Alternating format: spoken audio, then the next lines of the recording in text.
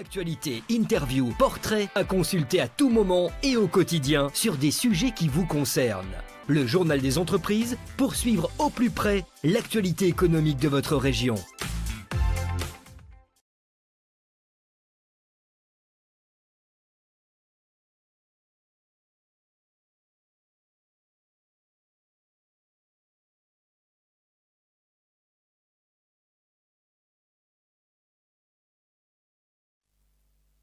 Ici, avant de vous la présenter, nous allons aller à la découverte de 3 informations qui font l'actualité au milieu des entreprises et bien d'autres aussi.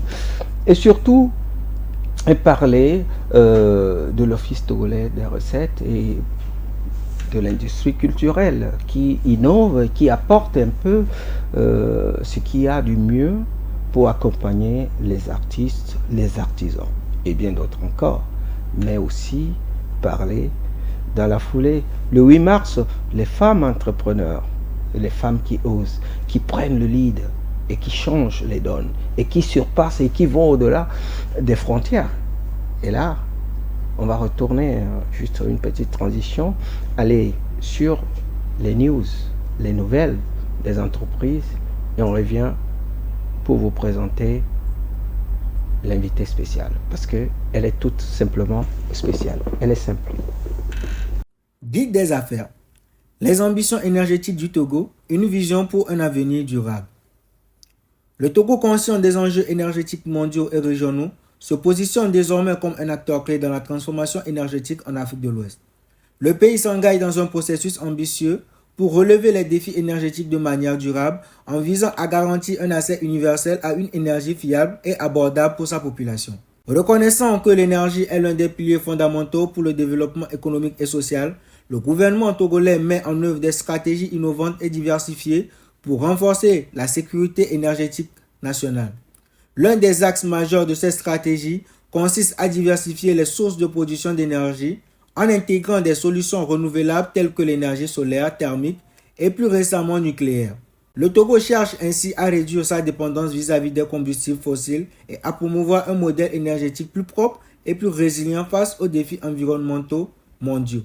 L'un des projets phares de cette transformation énergétique est la construction de la centrale solaire de Blita qui, avec ses 50 MW, est aujourd'hui la plus grande centrale solaire en Afrique de l'Ouest. Ce projet témoigne de la volonté du Togo de réduire sa dépendance aux énergies fossiles et de limiter son empreinte carbone tout en répondant aux besoins énergétiques croissants de sa population. Cette centrale contribue à l'électrification des milliers de foyers et à la promotion des solutions énergétiques durables. Le Togo a également engagé des partenariats internationaux stratégiques pour soutenir ses ambitions énergétiques.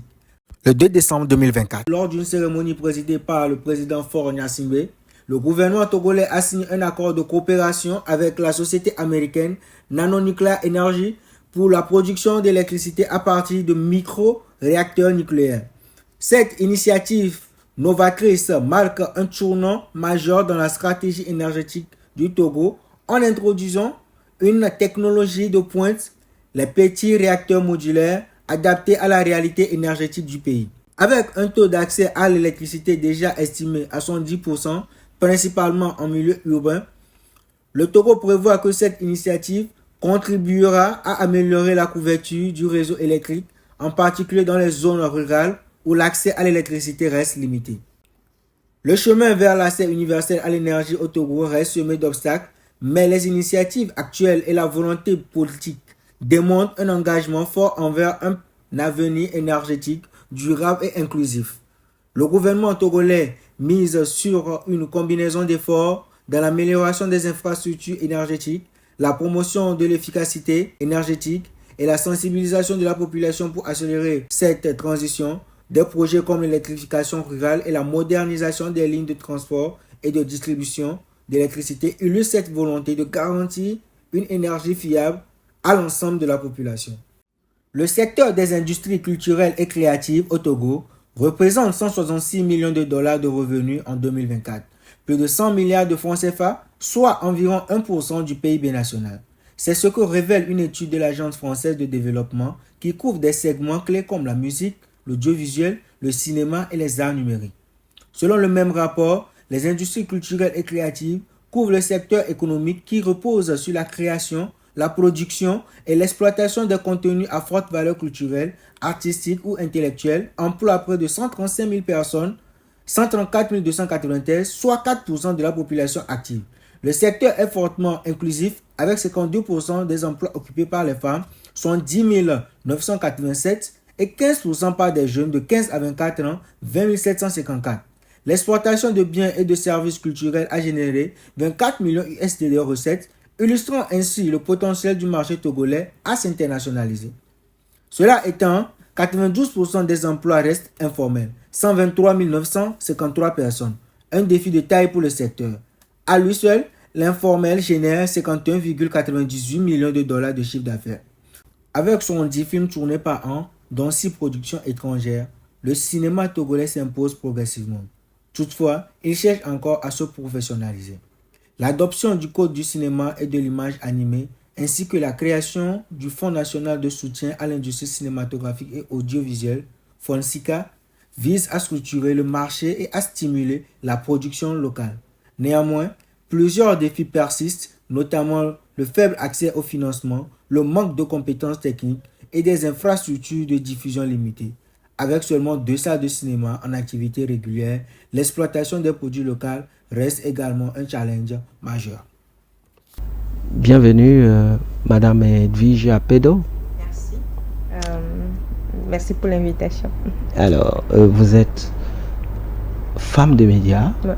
entrepreneur, et je ne dirais pas trop, parce qu'il faut que nos téléspectateurs, nos téléspectatrices vous découvrent davantage, parce que vous venez de loin, une femme battante. Je ne vais plus ajouter. Alors, vous êtes sur la télévision deuxième, dans Business deuxième, dans le journal des entreprises. Merci, c'est un plaisir pour moi de partager ce plateau avec vous. Alors, comme le dit, vous l'avez dit en début, je suis Edwige Apedo, journaliste, je suis femme de médias, je suis directrice de la société Diena Media, Sarl U, qui est une société qui édite 3 médias qui sont sur Internet. D'abord, Web Radio Diena, qui est une radio en ligne qui traite des questions des droits humains, de l'entrepreneuriat, du sport et puis d'autres sujets d'ailleurs. On a un site d'information dédié à l'actualité, notamment les droits de l'enfant et de la femme, et puis un site sportif. Voilà un peu au-delà de l'aspect presse en ligne. Nous sommes dans la communication digitale et l'accompagnement des entreprises et des personnalités par rapport à leur visibilité sur le web. Alors, ça, il faut dire tout simplement que c'est convivial, hein? Oui. N'est-ce pas? Ça vrai. fait plusieurs années comme femme entrepreneur et puis aujourd'hui promotrice de médias en ligne. Et quand, dans la foulée du 8 mars, quand on parle de femmes responsables, autonomisation de la femme, droit, dignité et tout ce qui va avec, est-ce que vous vous en sortez vraiment? Je dirais qu'on s'en sort. Ah oui, n'est-ce pas? Quelques exemples, madame. On s'en sort tant bien que mal. Il y a plusieurs femmes aujourd'hui qui sont des directrices de société, qui sont à la tête de plusieurs marques, si je prends le Togo, plusieurs marques togolaises qui sont connues. Il y a des femmes qui sont ingénieurs, qui sont dans le domaine de l'aéronautique. Bon, on s'en sort tant bien que mal, même si quand on prend ces domaines que je viens de citer, ce sont des domaines dominés par les hommes. Mais aujourd'hui, ce qui est sûr, c'est que les femmes ont prouvé qu'elles pouvaient aussi occuper ces places. Et donc, il y a un travail qui se fait malgré les difficultés sur le terrain en tant que femme déjà, puisque vous avez parlé du 8 mars. Le 8 mars a été instauré parce qu'il y avait des défis sur le terrain, des violations des droits de la femme et tout. Et cette journée a été dédiée. Mais d'une manière générale, quand on pose son regard sur la femme togolaise, par exemple, il y a des avancées, même s'il reste des défis. La femme dans la politique, on a vu, aujourd'hui, on a des sénatrices, on a des ministres, on a des femmes secrétaires de la présidence. Donc, ça veut dire qu'il y a des avancées. Même si sur le plan économique, c'est là où il y a des difficultés pour la femme entrepreneur. J'ai eu l'opportunité de rencontrer des femmes qui sont dans la sécurité privée et dans la protection civile. Il y a les femmes Amazon. Oui, mais voilà, bon, on ne va pas en parler, mais il y a des femmes, en tout cas, on aura l'opportunité à travers votre passage ici, sur la deuxième, dans Business Deuxième, dans cette édition du journal des entreprises, aller vers cette structure-là qui fait la promotion de la sécurité des femmes et des événements uniquement que pour les femmes. Mais elle sécurise aussi des grands événements. Oui, et des grandes personnalités. Vous vous sentez beaucoup plus à l'aise quand une femme est derrière. Si c'est une femme qui vous protège, elle n'est pas distraite, elle est concentrée parce qu'elle est concentrée sur son objectif et elle est là. Et donc je pense que c'est intéressant en fait. Alors, téléspectatrice de la deuxième, c'est bien une dame qui vous parle. Elle sait de quoi elle parle. C'est vrai. Elle est bien rassurée. Et, écoutez, c'est un peu rassurant pour dire, mais vous vous faites accompagner par une dame dans vos événements. Et surtout, en tout cas, on aura le temps de revenir un peu sur ça. Mais on va retourner du côté de la régie pour quelques news, quelques actualités dans le domaine des entreprises, de l'entrepreneuriat. Et voilà, quelques transitions et on revient un peu pour aller plus loin. Merci.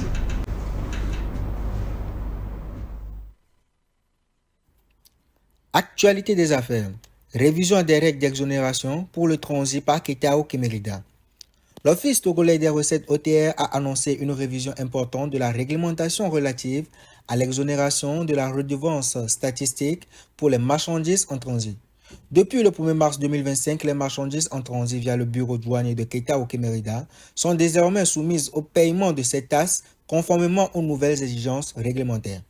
Auparavant, cette exonération ne s'appliquait qu'aux marchandises transitant par le port autonome de Lomé sous le régime. Avec cette révision, l'OTR vise à renforcer la régulation des flux commerciaux tout en assurant une meilleure conformité du système douanier togolais. Cette réforme découle de l'objectif de rendre plus transparent et efficient le processus de gestion des recettes de l'État, en particulier dans un contexte d'augmentation des volumes commerciaux à travers les différentes routes de transit. Dans un communiqué officiel de l'Office togolais des recettes OTR, le commissaire général Philippe Kokou Ishodi a exhorté les opérateurs économiques et les importateurs à ajuster rapidement leurs procédures pour se conformer à cette nouvelle règle fiscale. L'OTR assure que des mesures d'accompagnement seront mises en place afin de faciliter cette transition et d'optimiser l'application des nouvelles règles fiscales tout en garantissant la fluidité des échanges commerciaux. Cette modification devrait permettre de mieux suivre et contrôler les transactions commerciales transfrontalières tout en augmentant les recettes fiscales de l'État. Les entreprises et les importateurs utilisant la route de Ketao Kemerida devront désormais s'assurer que leurs formalités douanières soient parfaitement conformes aux nouvelles exigences pour éviter toute perturbation dans le processus de transit.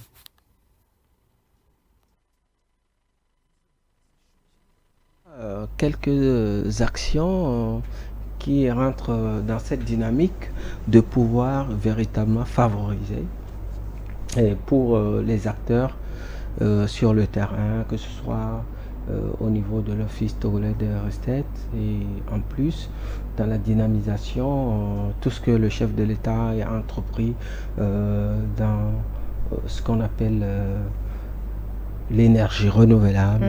Il est passé par Blita, il est passé par Lomé, il est passé par aussi, quand on veut citer Conto Global et tout ce qui va avec, mais il y a des acteurs privés aussi qui s'y engagent.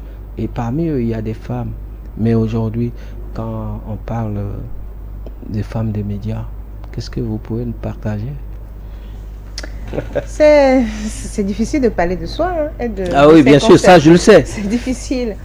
Bon, les femmes de médias aujourd'hui, je dirais qu'il y a des avancées parce qu'aujourd'hui on a des femmes chefs d'entreprise de presse. Ce n'est pas seulement des femmes qui sont, comme auparavant on le constatait, des femmes dans le rôle de présentatrice ou d'animatrice. Mais aujourd'hui, on a des femmes qui occupent des postes de responsabilité, qui créent même des médias et qui embauchent. À l'instar, comme vous. Donc, il y a d'autres qui vont venir derrière. Oui, il y a plusieurs qui ont il y a plusieurs dames. Qui sont chefs d'entreprise de presse. Maintenant, quand on prend le taux, c'est que le taux est assez faible. Parce que si vous prenez par exemple sur 10 chefs d'entreprise de presse, on ne trouvera que 2 qui ne sont que des femmes. Donc ce qui veut dire qu'il y a un travail à faire. Par rapport à l'entrepreneuriat, dans le monde des médias, les femmes doivent à un moment donné oser se dire qu'elles aussi, elles peuvent exceller dans ce domaine-là, lancer des entreprises, des projets, des actions. Et des actions ou bien des projets qui leur seront, on va dire, rentables.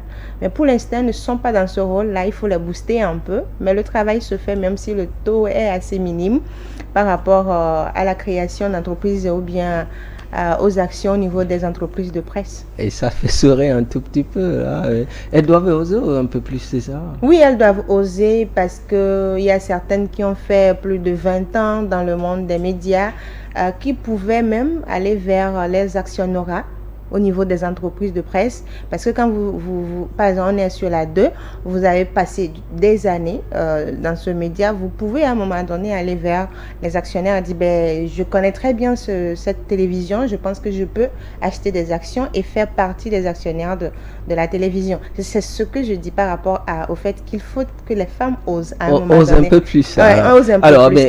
Ici, par exemple, Radio Diena, qui aujourd'hui est sur plusieurs plateformes diversifiées, et que dans ce partenariat, nous disons, écoutez, avec la deuxième, vous avez beaucoup de plateformes, vous avez beaucoup d'auditeurs, d'auditrices, mais en télévision. Et comme vous diffusez aussi sur votre chaîne YouTube, quand on dit téléspectatrices, téléspectateurs, et que partenariat avec la télévision deuxième, et que toutes les grandes émissions, surtout que vous avez 3 volets, la culture, le développement et le sport, un partenariat si possible. Je pense que c'est possible. C'est possible aujourd'hui si les médias ou bien les entreprises de presse veulent aller loin et devenir de grandes entreprises de presse comme on le voit dans les autres pays. Il faut aller vers des partenariats. Aujourd'hui, la vision au niveau de Diena, c'est d'aller vers une plateforme de diffusion de certains programmes. De ce qui veut dire que ce n'est pas uniquement des programmes que nous faisons, nous produisons, mais des programmes, peut-être qu'il y a des podcasts, des émissions comme cette émission que nous sommes en train de faire. Nous pouvons les diffuser parce qu'on a aussi notre audience, et donc ce qui permettra aussi aux médias partenaires de bénéficier de notre audience, c'est vice-versa. Et sur le plan économique, c'est que c'est rentable. Et quand le partenaire, par exemple, un opérateur économique vient vers vous et vous dit je souhaiterais avoir un partenariat avec vous, c'est qu'il y a des avantages derrière. La télévision deuxième pourra dire je suis en partenariat avec Diena. Voilà ce que Diena offre. Et donc, si vous êtes en partenariat avec nous, c'est que automatiquement vous bénéficiez de l'audience de Diena. Et dans cette édition, par exemple, je peux dire tout de suite que juste derrière cette édition, que les téléspectatrices et téléspectateurs en direct sur la télévision deuxième, TV2, et qui nous suivent du côté de l'Asie, des États-Unis aujourd'hui, du côté de l'Océanie, et sur nos plateformes numériques et tout ce qui va avec, ça veut dire que on peut retrouver rapidement cette édition sur Diena et sur Diena. Toutes ces plateformes. Sur nos plateformes, parce que c'est une émission qui est destinée à l'économie. Quand on parle d'entreprise, on parle de développement économique. Donc, automatiquement, on retrouvera cette émission sur nos plateformes. Et surtout que c'est la première responsable du média qui est ici. Donc, alors, on parlera de Edvisa Pedo, ambassadrice du journal des entreprises sur la télévision deuxième. Pourquoi pas? Ah ouais, pourquoi pas. Bon, donc on force pas. Donc voilà un peu, téléspectateurs, téléspectatrices de la deuxième. Nous discutons dans le cadre de cette journée dédiée à la femme. Mais quand les femmes osent, on en parle. Et c'est pour ça qu'elle est là. Alors, quel message on a connu des femmes déception dans les médias. Oui, on a connu des femmes qui ont, on va dire, dominé ou bien qui étaient de grandes figures, des images du monde médiatique. Mais elles étaient plus au niveau de la présentation. Aujourd'hui, quand vous demandez à un jeune quelle grande journaliste ou bien présentatrice tu as connu, il te donnera le nom. Ou quand vous lui demandez peut-être une animatrice que vous connaissez, il vous donnera le nom. Sauf que c'est difficile de parler de femmes dirigeantes. Et donc, il faut maintenant aller vers la promotion de celles qui sont on va dire des promotrices d'entreprises de médias pour à pousser ou bien c'est comme c'est un déclic en fait, pousser celles. Alors, vous êtes ambassadrice de la télévision deuxième sur la JDR. Mais toutefois, il y a beaucoup de femmes aujourd'hui qui sont chefs d'entreprise dans le rôle de médias, de sensibilisation, d'éducation et d'apporter une touche particulière, par exemple, pour véritablement apporter la sensibilisation. Quand on parle de femmes, ça veut dire c'est un rôle génial, sublime. Oui, c'est un rôle génial, mais c'est pas facile. Oui, je sais. On dit femme, c'est la difficulté déjà parce que c'est femme. Ouais. Deuxième chose, entrepreneur, c'est autre difficulté qui s'ajoute. Et femme, maintenant, quand on dit femme dans les médias, ça fait 3. Vous voyez? Et au-delà de ça, je vous coupe pas. Au-delà de ça, femme de famille. Femme, bon voilà, donc tout s'ajoute. Donc ce qui fait que, mais moi je me dis, c'est passionnant. Ouais. C'est passionnant quand vous vous lancez dans un domaine. Ce n'est pas seulement, on ne parle pas uniquement des médias. Vous êtes chef d'entreprise, vous êtes dans l'agroalimentaire, vous êtes dans le digital, la transformation digitale, vous avez une start-up. C'est que vous êtes sur plusieurs plans à la fois et vous devez également occuper ce rôle de femme dont vous êtes. Mais c'est passionnant quand on met le tout ensemble et que quand on se rend compte que la femme réussit cette mission-là. Et vous, en tant que chef d'entreprise, un exemple à un niveau où c'est la maman qui revient à la maison. Hein. Oui. Ouais. Quand on parle de 8 mars. Quand vous quittez, ce que moi je fais souvent, c'est que quand je quitte l'entreprise, je porte l'autre veste. C'est-à-dire que maintenant, ce n'est plus la chef d'entreprise qui est là. Laisse-moi passer un message. Je ne vous coupe pas. Hein. Chère maman, dès que vous quittez la maison, chef d'entreprise, au bureau, ça marche. Le soir, au retour, sur la route, changer de veste, priorité famille. Mais on ne va pas changer d'habillement quand même. Je n'ai pas dit. Psychologiquement. Mais en fait, c'est parfois, il y a des femmes qui sont chefs d'entreprise qui ont de la peine à s'en sortir et souvent, il y a des hommes qui ne comprennent pas. C'est pourquoi je dis, quand vous occupez un poste de responsabilité, quand vous sortez de l'entreprise, vous devez maintenant devenir la femme dont on connaît. Pas la femme de chef d'entreprise. Ce qui fait que vous pouvez mettre le tout ensemble et réussir. Réussir sur le plan familial et réussir sur le plan professionnel. Mais quand vous amenez la veste de chef d'entreprise à la maison, la conciliation, ça n'y est pas. C'est parce que l'homme a toujours c'est l'autorité en fait. Ah bon? On parle de droits de la femme. Mais quand on parle de droits de femmes, le 8 mars, les pagnes, les manifestations et tout ce qui va avec. Moi, je suis contre tout ça. C'est-à-dire qu'aujourd'hui, on a des jeunes filles qui sont encore violées, des jeunes filles qui sont mariées précocement. Aujourd'hui, on a des femmes, quand on dit congé de maternité, c'est 3 mois. Mais les 3 mois, ce n'est pas quand tu accouches, hein. C'est quand tu vas à terme. C'est-à-dire tu prends les 3 mois à partir du moment où tu te rends compte que tu ne peux plus tenir et tu prends les congés alors qu'on dit d'allaiter l'enfant 6 mois. Vous voyez un peu? Donc, il y a ces questions-là qu'il faut gérer.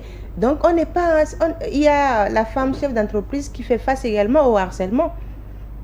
Oui, qui fait face. On en a parce que vous êtes femme avant d'être chef d'entreprise. N'est-ce pas? Donc, il y a plusieurs situations à régler, plusieurs problèmes à régler que d'aller prendre des pagnes, d'aller rester quelque part pour boire, alors qu'on a beaucoup de réflexions à mener pour trouver des solutions. La preuve, Radio Diena a fait la promotion de la protection dans ce sens-là. Dans ce sens, on est en train de faire le travail. Et puis, l'autre sujet que nous avons amené sur le tableau, je pense que la 2 aussi également pourra le faire, c'est de faire connaître les femmes expertes qui sont dans leurs différents domaines. Souvent, on prend des problématiques, on se dit on veut faire un débat sur tel sujet. On cherche les invités. Quand on liste les invités, on ne liste que des hommes. J'espère. Alors qu'on donc, a des espoirs. les prochaines fois, Ouais.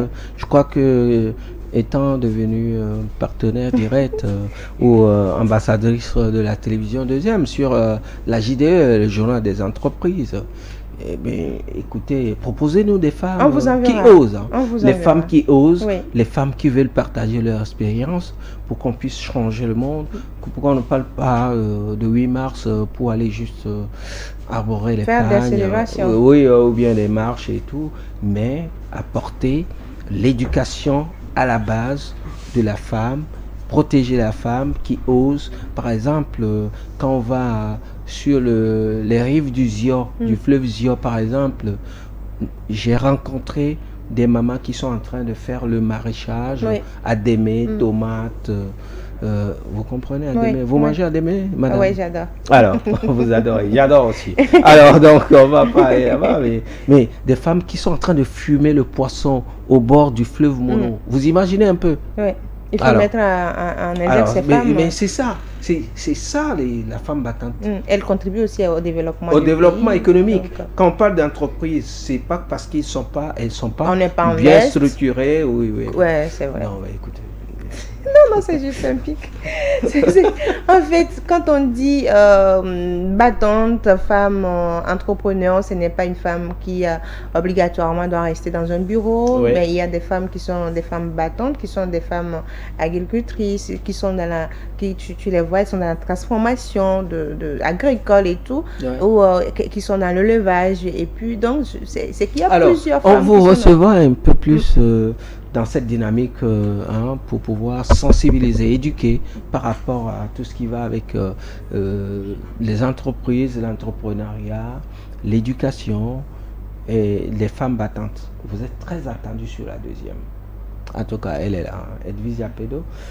Gena, Je préfère qu'on dise les femmes qui osent, les femmes qui osent. pas les femmes battantes. Ah ouais, les femmes qui osent Parce que, au marché.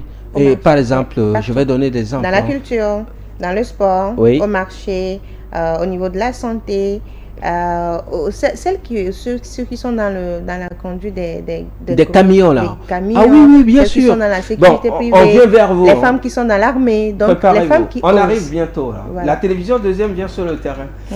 pour revenir un peu avec cette image des femmes qui osent. Des femmes oui, qui osent. j'ai retenu le mot. Hein. Téléspectateurs, téléspectatrices de la deuxième sur le plateau des journaux des entreprises. Les femmes qui osent, nous allons oser avec vous.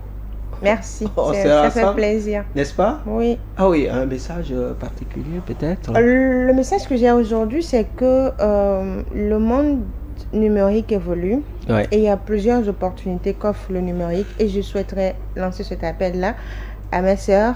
On n'est pas seulement là sur le numérique pour sa visibilité, pour danser, pour chanter, pour dire n'importe quoi. Mais on peut profiter de ce numérique-là pour devenir de grandes patronnes. N'est-ce Donc, pas? utilisons autrement le numérique. Alors, chères dames, merci de nous avoir suivis et surtout pour nous les hommes, osons aux côtés des femmes, n'est-ce pas? Ouais. Ok, à très Merci. bientôt.